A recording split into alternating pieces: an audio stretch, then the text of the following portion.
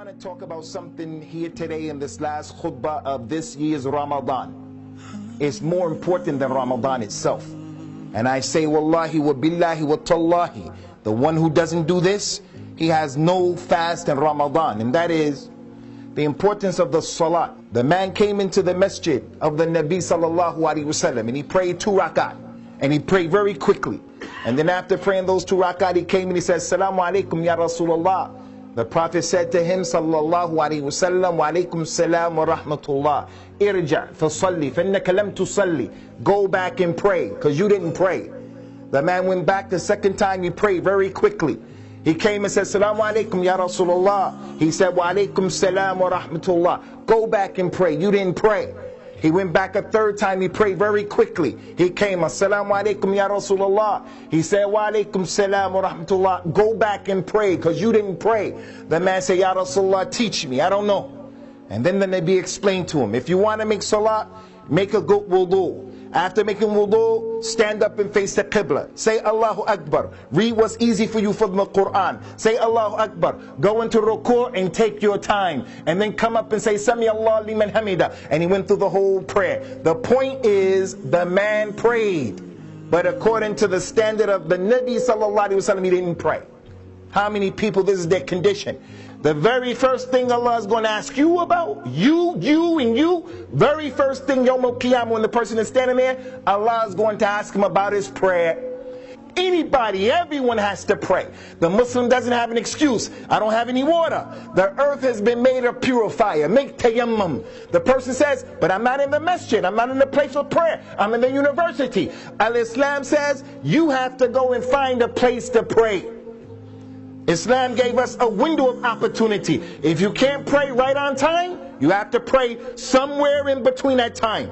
The Muslim doesn't have a right. Even the Muslim doctor, his job is to do brain surgery, to do a heart transplant. It's going to take him 8 hours to do the operation. Al-Islam says to that doctor, you are allowed to combine Dhuhr and Asr. You are allowed to combine Maghrib and Isha. The salat is never taken off of the man. The man can't pray standing up. He has to pray sitting down. The person is paralyzed on his back. He has to pray on his back. Salat won't be taken off of you. During the time of the companions, if they knew you were a person who didn't give zakat, they made excuses for you. If they knew you were a person you were eating and not fasting, they said, maybe he's sick, maybe he's a traveler. If you were a person who didn't make hajj, they would make excuses. The lady doesn't wear hijab. The companions used to say, maybe she's a new Muslim, maybe she's from the desert, maybe she's a slave. But if the companion knew this person is not praying, the companion said, he's a kafir. There were no ifs and buts about it. That person is a kafir. And that's because of all of the ahadith of the Nabi sallallahu alaihi wasallam. Al-ahdu alladhi baynana wa baynahum as-salat. Man tarakaha faqad kafara. The difference between us and those people, Sikhs, Hindus, Jews, Christians, atheists, agnostics, the difference between us and them is salat. Anyone who abandons it, he's a disbeliever. So I ask you people sitting here today, how many people do you know from your relatives, they don't pray? How many people do you know from your neighbors, they don't pray? How many people do you know from your wife's family, they don't pray? If the companions knew those individuals, they said, he's a munafiq, he's a kafir. Now look at us. Someone comes to you to marry your daughter, and you find out, does he drink khamr? If they say yes, he drinks khamr, you're going to say, you can't marry my daughter, and rightly so. But do we ask the question, does he pray? Does he pray? Wallahi, the one who doesn't pray is doing a bigger crime and sin than the one who's drinking khamr. But with us, the khamr is bigger than abandoning salat. Abandoning salat is kufr. Drinking khamr is a kabira from a kaba'ir, but it's not kufr. Everybody here, if we knew the man is drinking khamr, smoking crack, smoking weed, he wants to marry my daughter, we're going to say, wallahi, never. And rightly so. And I'm telling you, abandoning salat is bigger than that. But we don't ask that question. And if we found out he didn't pray, it's okay, because he has a good job. The Salaf weren't like that. You want to know the position of the Salaf with Salat? The Nabi came to the people, sallallahu alaihi wasallam. He was telling the companions about the Dajjal. He said that when the Dajjal comes, he's going to be on this earth for 40 days, 40. The first day will be like a year. The second day will be like a month. The third day will be like a week. And the subsequent days will be like these days. If the Muslims heard this today, we would say something. But when the companions heard it, what was the thing that came to their mind? When they heard that, they said, Ya Rasulullah, kayfa nusalli? When the Dajjal comes, if the days are like that, how do we pray? If one day is like a year, how do we determine the prayer? That was the most important thing to them. Because the salah is a part of the identity of the Muslim. Umar radiallahu anhu, he had some beef, he had some drama with a non-Muslim who was from the Majus, a Magian.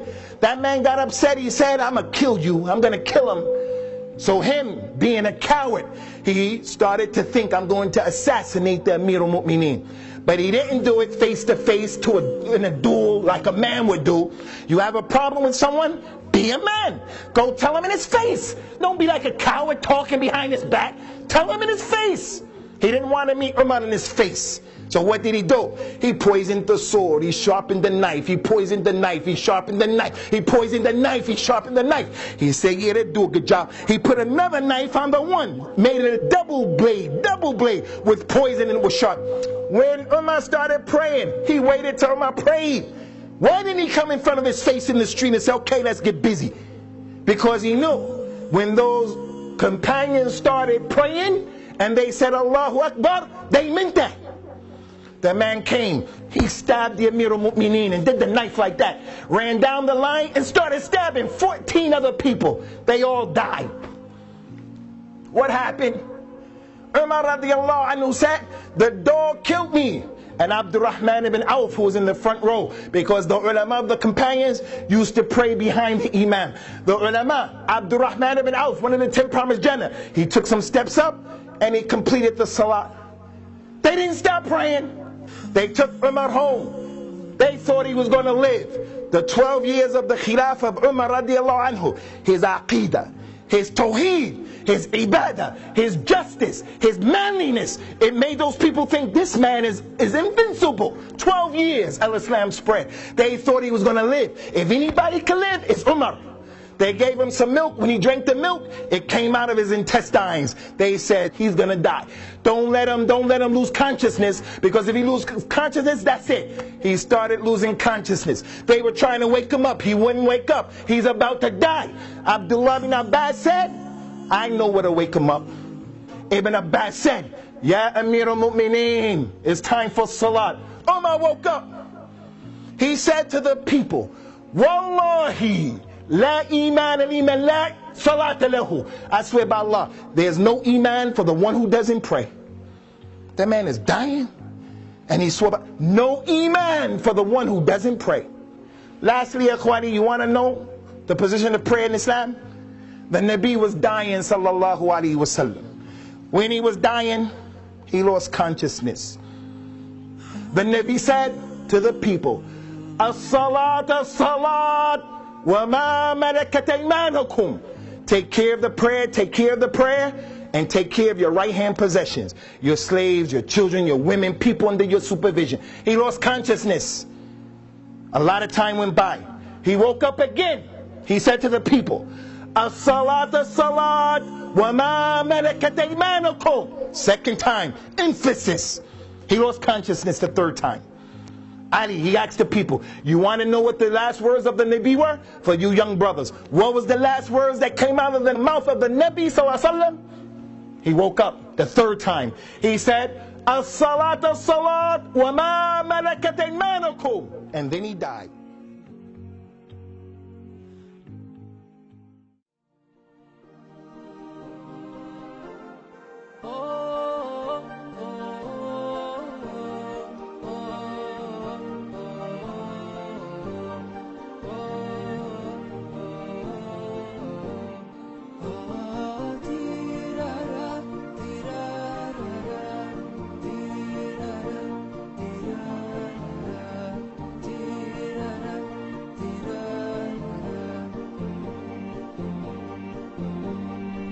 مرت بهجتنا هنوا يلا اللي تحبوا مش باقي غير الأعياد